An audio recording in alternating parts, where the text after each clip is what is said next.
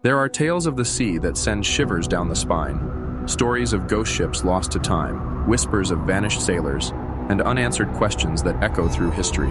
Among these, one name stands above all others: the Mary Celeste.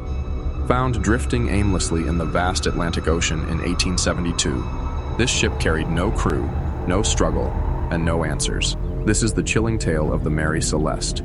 It was December 5, 1872, when the crew of the Dei Gratia, another merchant ship, spotted the Mary Celeste in the distance. The ship appeared to be drifting aimlessly, its sails in disarray. Captain David Morehouse, perplexed by its movements, ordered his crew to approach. What they found remains one of history's greatest maritime enigmas. First mate Oliver DeVoe led a boarding party onto the Mary Celeste. The crew braced themselves for what they might find, expecting signs of a pirate attack or some tragedy. Instead, they were greeted by an eerie silence. The ship was completely deserted.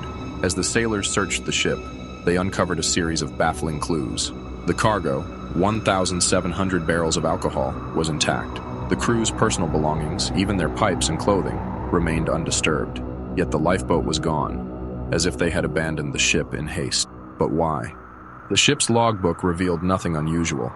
The last entry, dated 10 days earlier, mentioned calm seas and clear skies. The crew of 10, including Captain Benjamin Briggs, his wife, and their 2-year-old daughter, had seemingly vanished into thin air. There were no signs of a struggle or violence, only a ghostly emptiness. Over the years, countless theories have been proposed.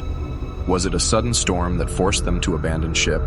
Did they fear an explosion from leaking alcohol fumes? Or could it have been something more sinister? Pirates, mutiny, or even supernatural forces? None of these explanations fully account for the eerie silence aboard the Mary Celeste. The Mary Celeste was deemed cursed after its discovery.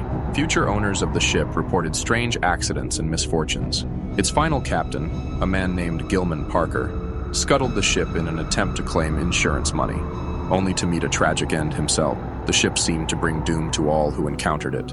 To this day, the mystery of the Mary Celeste remains unsolved. How could an entire crew vanish without a trace? Why was the ship left so perfectly intact yet abandoned? The questions linger, much like the ghostly aura of the ship itself. Perhaps the ocean holds the answers, but it's not ready to share them. The Mary Celeste drifts not just in history, but in the imaginations of all who hear its tale. Was it a tragic accident, or did something far more sinister stalk its decks? The answers may never surface, leaving us to wonder, what truly happened to the ghost ship of the Atlantic?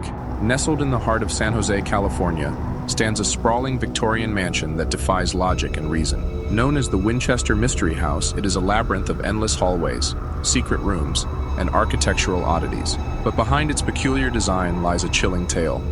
A story of guilt, grief, and ghostly whispers that drove one woman to the brink of madness. This is the story of Sarah Winchester and her haunted obsession. In 1881, Sarah Winchester's world shattered. Her infant daughter, Annie, died from a mysterious illness. Soon after, her husband, William Wirt Winchester, succumbed to tuberculosis. Devastated, Sarah turned to a spiritualist for answers. The medium's words would change her life forever. Sarah was cursed, haunted by the spirits of those killed by the Winchester rifles, the source of her family's immense wealth. The medium told Sarah that the spirits demanded retribution. To appease them, she must move west and build a house that must never be completed. As long as construction continued, the spirits would be placated, and Sarah would be safe. Sarah moved to San Jose in 1884 and purchased an 8-room farmhouse. What followed was a construction project unlike any other. Day and night, teams of carpenters worked tirelessly under her direction. There were no architects, no blueprints, only Sarah's cryptic instructions. As the mansion grew, its bizarre design became infamous. There were staircases that led to ceilings, doors that opened into walls, and windows that overlooked other rooms. Some hallways twisted and turned, leading to nowhere. Each addition seemed more nonsensical than the last, as if Sarah was creating a puzzle no one could solve.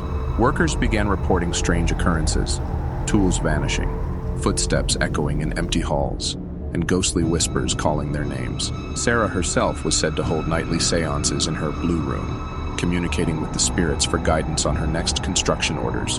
For 38 years, the mansion grew without pause. By the time Sarah passed away in 1922, the house had ballooned to 160 rooms, including 40 staircases, 10,000 windows, and countless hidden passages. Yet, despite its grandeur, the the house was filled with an overwhelming sense of unease. Why did she build this way?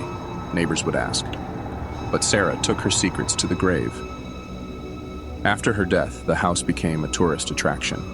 Visitors and staff reported seeing shadowy figures, hearing disembodied voices, and feeling cold spots in certain rooms. Many believe Sarah never left, her spirit wandering the halls she so obsessively built. Today, the Winchester Mystery House stands as a testament to Sarah's tormented mind.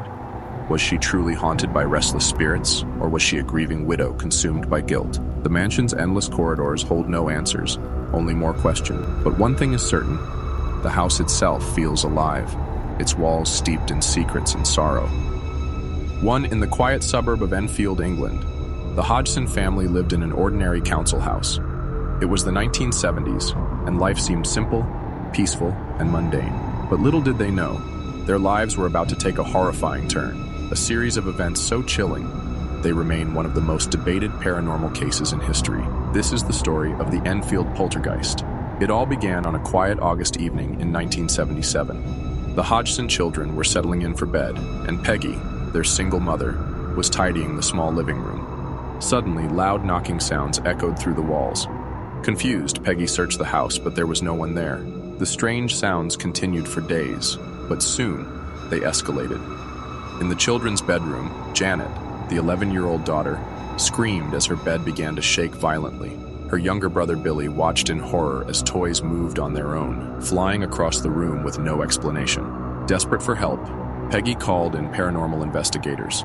Among them were Maurice Gross and Guy Lyon Playfair, two seasoned experts who would become key figures in the case. As they interviewed the family, they too heard the knocks and witnessed objects moving without explanation. The most disturbing events centered around young Janet. The investigators claimed to hear a deep, guttural voice emanating from her. Despite her young age, Janet's body contorted unnaturally, and she seemed to speak as if possessed by an angry spirit, calling itself Bill. The activity reached its peak as furniture began moving uncontrollably. Chairs slid across the floor on their own. Heavy dressers toppled without reason, and family members reported being thrown out of their beds by unseen forces. Word of the Enfield poltergeist spread quickly, drawing media attention and skeptics. Some accused the family of faking the events for fame, but the investigators and local witnesses insisted the events were too extraordinary to be fabricated. Perhaps the most controversial evidence were the photos captured by the investigators, images of Janet seemingly levitating off her bed. Skeptics argued it was a jump caught midair, but others believed it was proof of a supernatural force at work. "I felt like someone was lifting me," Janet later said. "I couldn't control it." After nearly 2 years, the poltergeist activity gradually faded.